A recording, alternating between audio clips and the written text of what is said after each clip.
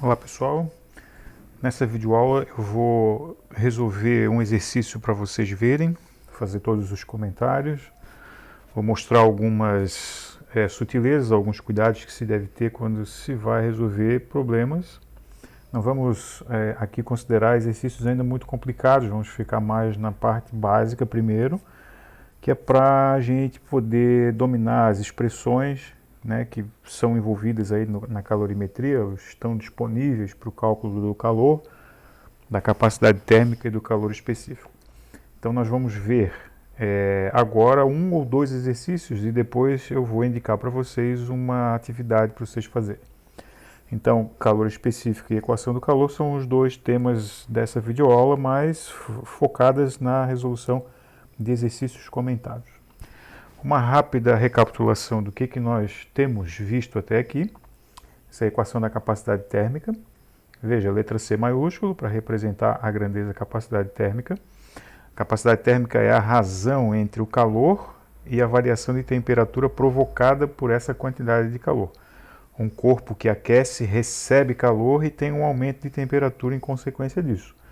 Vale o mesmo se o corpo liberar uma quantidade de calor e tiver uma redução de temperatura em consequência disso, certo? Ficam apenas os cuidados com relação aos sinais, mas a equação é a mesma para a calor recebido ou calor liberado por algum corpo. Depois vimos a equação para o calor específico. Cuidado, né? O calor específico representado pela letra C minúscula, é fácil de fazer confusão quando se escreve no caderno, porque o tamanho da letra de todo mundo não é igual, mas o formato da letra é muito semelhante, o C maiúsculo e o C minúsculo, né? Enfim, o calor específico é algo que depende da capacidade térmica do corpo e da massa dele. Mas veja, nós mostramos aqui na última videoaula que, independente da quantidade de matéria do objeto que você vai pegar, por exemplo, se considerarmos a substância água, podemos pegar 1 litro, 2, 3, 5, 10, não importa a quantidade, vai haver sempre uma proporção entre a capacidade térmica e a massa do corpo, e essa razão é o que a gente chama de calor específico. E com essas duas equações aqui, do calor específico e da capacidade térmica, nós podemos substituir, né, porque nós temos um termo comum aqui nas duas expressões, ó. Então nós podemos isolar a capacidade térmica aqui na expressão de baixo e substituir aqui na expressão de cima.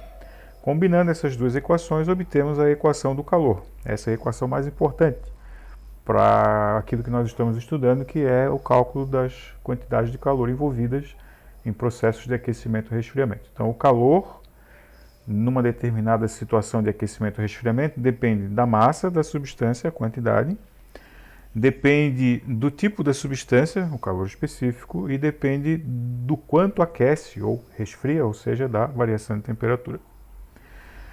Bom, como eu falei na aula anterior, o calor específico não é o tipo de coisa que a gente precisa decorar, porque cada material, cada tipo de substância tem um calor específico diferente e vários ensaios no laboratório já permitiram determinar o calor específico de uma grande quantidade de substâncias. Então temos aqui nessa coluna o tipo de substância, aqui também, e na coluna ao lado nós temos o quanto vale o calor específico daquela substância na unidade de caloria por grama grau Celsius, que é a unidade convencional. Como a tabela é um pouco grande, eu fracionei ela em duas partes, então tem algumas substâncias aqui e tem algumas substâncias aqui. Quero fazer só um comentário para que vocês observem como a água tem um calor específico muito maior do que as demais substâncias. Aí é que temos a exceção aqui que seria o hidrogênio, né, que é um gás, mas considerando os outros materiais aqui da substância, da tabela, perdão, nós temos a água como sendo o maior calor específico, né, bem maior que a maioria das substâncias. Pode observar, por exemplo, aqui nesses metais como cobre, latão, prata, mercúrio e ouro, e eles têm calores específicos muito pequenos, né? É na segunda casa após a vírgula que aparece o primeiro algarismo aqui, ó. Bom, enfim, os aspectos que decorrem desses valores de calor específico muito grandes ou muito pequenos nós vamos explorar em outro momento. Pois bem, então aqui está o exercício que eu quero resolver e comentar com vocês. Uma panela de ferro foi colocada sobre a chama de um fogão. Após um certo tempo, estima-se que ela tenha recebido 3.300 calorias e, em decorrência disto, a sua temperatura tenha se elevado de 25 para 28 graus Celsius. Então nós temos aí um aquecimento e uma certa quantidade de energia fornecida. Primeira pergunta é determinar a capacidade térmica da panela. Então essa é a primeira coisa mais básica que nós temos que saber fazer. E eu chamo a atenção para as informações que são relevantes. Preciso saber o tipo de substância, no caso aqui é o ferro. Preciso saber a energia envolvida. Não é que eu preciso, né? Que essa informação está disponível. Energia recebida no processo. E temos a consequência de receber essa energia, que é a elevação de temperatura. Peço perdão aqui, no slide anterior estava de 25 para 28, mas na verdade é de 25 para 55, eu esqueci de alterar no slide anterior. Então ignorem, vamos seguir daqui. Capacidade térmica, ela vai depender de algumas grandezas conforme a equação que a gente optar por utilizar. Então tem aqui as 3 equações disponíveis e aqui estão as informações do enunciado. O material é o ferro, está aqui destacado. A quantidade de calor que está envolvida no processo, 3.300 calorias, e trata-se de um aquecimento porque houve um aumento de temperatura. De 25 para 55, a variação é mais 30. Um aumento, portanto. Aí eu vou avaliar qual é a equação que é mais apropriada. A capacidade térmica aparece aqui e aqui.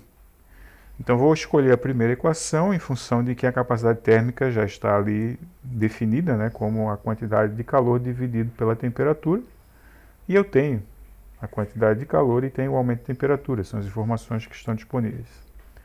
Então, montando a solução, aqui está a equação: capacidade térmica, calor sobre variação de temperatura, energia, 3.300 calorias e variação de temperatura, ou aumento, 30 graus Celsius. Dividindo esses números, encontramos o valor de 110 calorias por grau Celsius. A resposta final para a capacidade térmica da panela é 110 calorias por grau Celsius.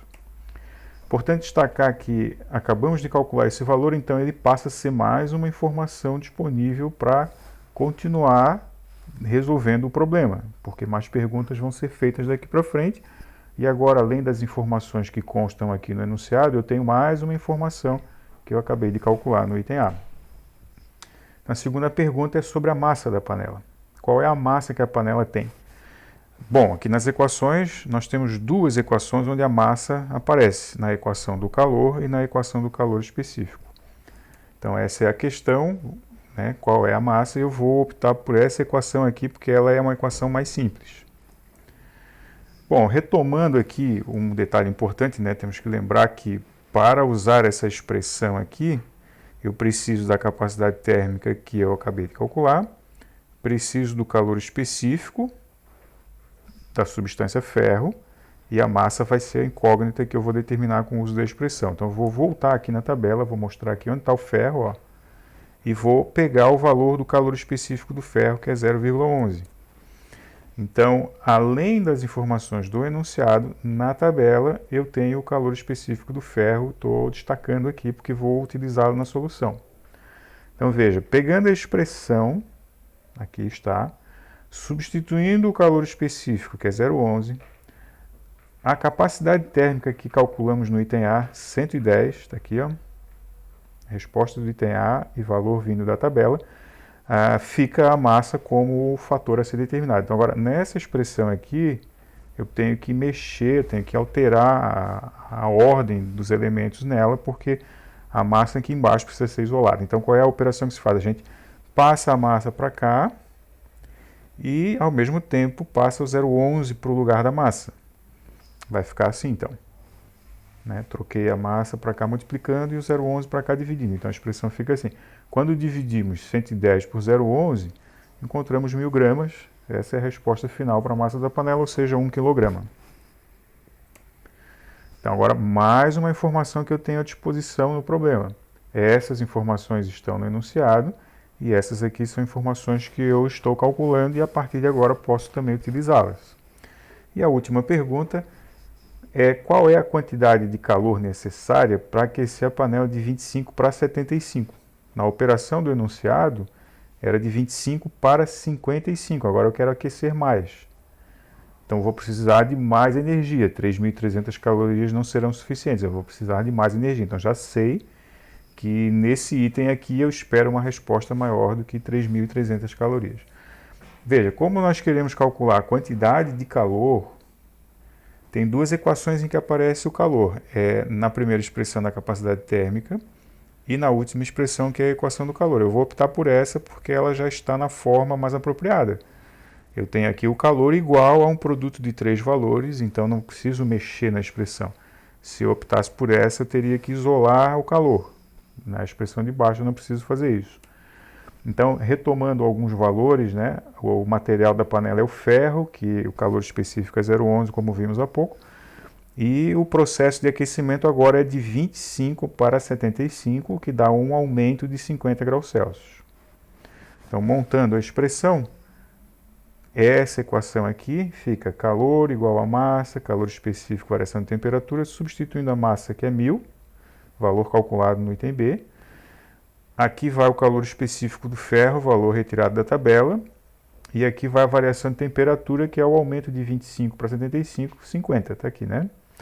Multiplicando esses três valores, nós encontramos 5.500 calorias. Então, essa é a energia necessária para aquecer a panela de 25 até 75 graus Celsius. Percebe que é um valor maior, né? Como esperávamos, porque queremos um aquecimento maior também.